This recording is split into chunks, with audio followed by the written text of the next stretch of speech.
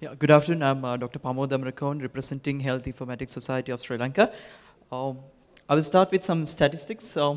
What you see here is the basic public health indicators of the countries of the region, and you may be clearly able to see that Sri Lanka has outperformed all the countries in the region in most of the public health indicators, but there's a problem. That is nutrition. In fact, nutrition is somewhat very much similar to most of the countries in the region. So there has been a lot of focus in public health sector of Sri Lanka with regard to nutrition.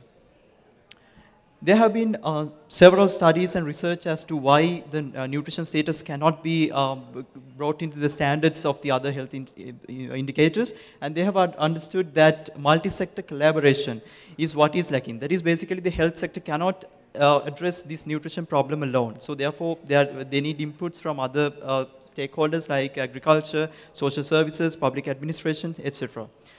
So when you are dealing with so many collaborators, especially when it comes to government, the key thing is information. So what happens currently is that in Sri Lanka, the public health system is such that they have the grassroots level healthcare worker, public health midwife, who goes into all the houses of the area and they record information regarding malnourished children as well as maternal and child health care data. So usually it's a female and she is overburdened with a lot of paperwork, and the model that we are talking about is highlighted here. So actually now it's a comprehensive setup, but we'll be in the DNMS application, we'll be mainly concentrating in the part that is shown in the bottom. That is where the source of information comes. That a public health midwife is the person who collects all this information, and she sends that data into the central server, which is accessible by all the stakeholders as well as government.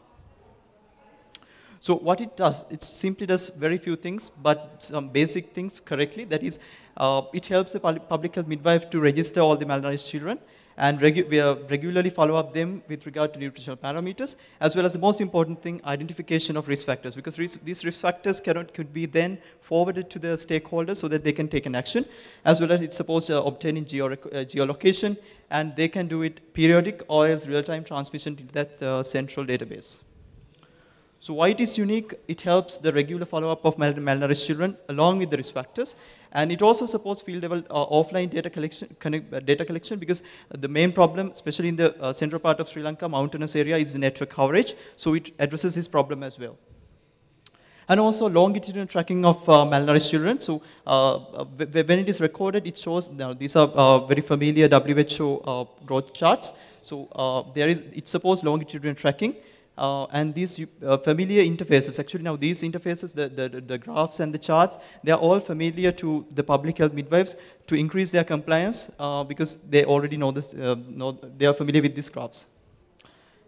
And also, it supports multi-sector approach with coordinated information sharing. And in the back end, this software, this mobile app, what it does is to send data to this free and open source software system that is implemented in more than 46 countries called DHIS2. It's a health management information system, and it sends its data to that particular system.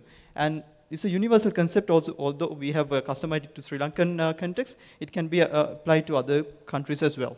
20 seconds. So this is our training.